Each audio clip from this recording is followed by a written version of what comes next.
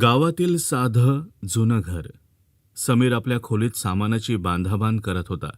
कपाटातून महागडे कपडे काढत होता. लॅपटॉप आणि फाईली सावरत होता. त्याच्या चेहऱ्यावर आज एक विलक्षण आनंद होता, कारण मोठ्या शहरात त्याला मोठ्या पगाराची नोकरी लागली होती. आज त्याचं स्वप्न साकार होणार होतं. संपूर्ण घरामध्ये गडबड सुरू होती, पण कोपऱ्यात उभे असलेले गोविंदराव शांत होते. त्यांची नजर मात्र एका विशिष्ट वस्तूवर स्थिर होती, आणि तो म्हणजे त्यांचा जुना चष्मा, जो वर्षानुवर्षे त्यांचा सोबती होता. त्यांनी आपल्या मुलावर म्हणजे समीरवर खूप प्रेम केलं होतं, पण आज तो त्यांना तिथेच सोडून जाणार होता. गोविंदराव समीरला म्हणाले, "समीर, नवीन ठिकाणी जातोयस बाळा. काळजी घे स्वतःची. आणि हो, जमलं तर थोडा वेळ काढून अधूनमधून घरी येत जा रे. येत जा घरी." "हो बाबा, मी जमेल तसं येत जाईन घरी." समीरला आता हे सगळं फार जुनाट वाटायला लागलं होतं. त्याला मोठ्या शहरातलं स्वातंत्र्य हवं होतं. इथल्या साध्या घरात जुन्या विचारसरणीत त्याला गुदमरल्यासारखं वाटायचं. त्याने घाईघाईने आपलं सामान घेतलं आणि वडिलांच्या पायाला हात लावला. गोविंदरावांनी त्याच्या डोक्यावर हात ठेवला, पण मनात कुठेतरी एक काळजी दाटून आली. त्या दिवशी संध्याकाळी समीर निघून गेला आणि गोविंदराव त्या ओसरीवर बसून दूरवरच्या रस्त्याकडे पाहत राहिले. जणू काही त्याच्या परत येण्याची ते वाट पाहत होते. इथे मोठ्या शहरात समीरचं आयुष्य अगदी वेगवान सुरू झालं होतं.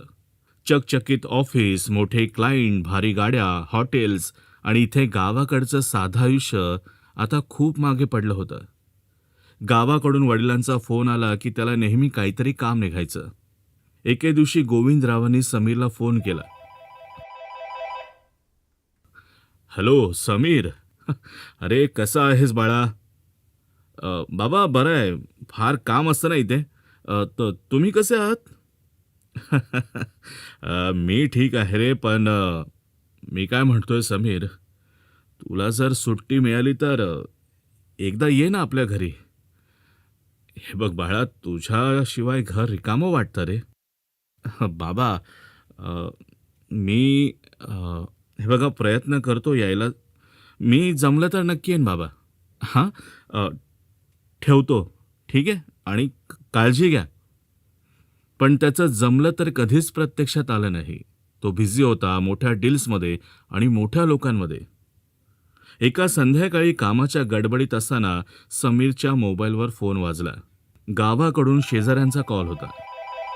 "हॅलो समीर, आ, अरे मी बंडू काका बोलतोय रे. हां, अरे बाळा ऐक रे, अरे तुझे बाबा, अरे गोविंदराव, त्यांची तब्येत आहे ना खूपच बिघडली आहे रे. हां, तू लवकर ये, लवकर ये निघून. हां, ठेवतो मी." समीरचा आता थरकाप उडाला. ऑफिसमधली सगळी कामं बाजूला टाकून तो घाईघाईने गावाकडे निघाला. गावी पोहोचला तेव्हा घरात असह्य शांतता होती. आत गेल्यावर त्याने पाहिलं, गोविंदराव पलंगावर अशक्त अवस्थेत पडलेले होते. त्यांची हालचाल मंदावली होती, पण डोळ्यांमध्ये समाधान होतं. गोविंदराव काहीतरी बोलण्याचा प्रयत्न करत होते. "समीर, आलास तू? अरे खूप मोठा झालास रे बाळा, खूप मोठा झालास. तुझ्या यशाचा स्वाभिमान वाटतो मला. अभिमान वाटतो बाळा मला तुझा. माझा बाळ आता मोठा माणूस झालाय. त्याला यायला वेळ नसतो बाबांकडे. हरकत नाही बाळा, पण तू काम करतोयस ते महत्वाचं आहे." आता समीरच्या डोळ्यात पाणी आलं. त्याच्या डोक्यात एकच विचार घोंगावत होता, कारण तो खूप उशिरा पोहोचला होता. आणि त्या रात्री गोविंदराव कायमचे निघून गेले. सप्ताहाच्या शेवटी समीर घर आवरत असताना त्याला बाबांचा जुना चष्मा सापडला. त्याने तो चष्मा उचलून हळूच त्याच्या डोळ्यांवर लावला, आणि त्याच क्षणी जणू काही त्याच्या नजरेतून जगच बदलून गेलं. त्याला त्या जुन्या भिंतीवर वडिलांच्या आठवणी दिसू लागल्या. बाबा पहिल्यांदा त्याला शाळेत सोडायला गेले तेव्हा त्यांचा तो आनंदी चेहरा, त्याच्यासाठी बाबा रोज उशिरापर्यंत जागून राहायचे जेव्हा तो अभ्यास करायचा. आपल्याला चांगलं शिक्षण मिळावं म्हणून त्यांनी स्वतःच्या इच्छांची कधीच पर्वा केली नव्हती. हे सगळं आठवून समीरच्या डोळ्यात आता अश्रू आले. त्याला समजलं, बाबांनी आपल्या इच्छा गरजा बाजूला ठेवून आपलं आयुष्य त्याच्या भविष्याकरिता खर्च केलं होतं. त्याला आता सगळं काही कळालं होतं, पण खूप उशीर झाला होता आता. समीरने चष्मा पुन्हा बाबांच्या फोटोसमोर ठेवला आणि समीर हळू आवाजात स्वतःशीच बोलत होता. बाबा, तुमच्या चष्म्यातून पाहिलेलं जग वेगळंच आहे हो. ते जग प्रेमाचं, त्यागाचं आणि निस्वार्थीपणाचं आहे बाबा, जे मी समजून घ्यायला इतका उशीर केला मी. मला माफ करा बाबा, मला माफ करा.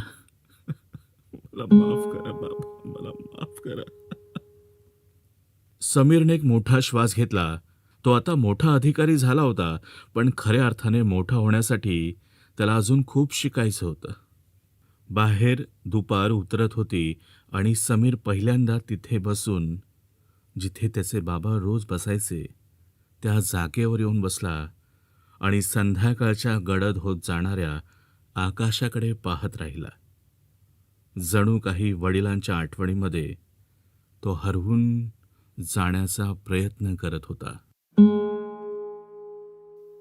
मित्रांनो, आजची कथा जर तुम्हाला आवडली असेल तर स्टोरी मित्र कमलाकर या यूट्यूब चॅनेलला आजच सबस्क्राईब करा, लाईक करा आणि तुमच्या मित्रांसोबत नक्की शेअर करा. पुन्हा भेटूया एका नवीन कथेसह.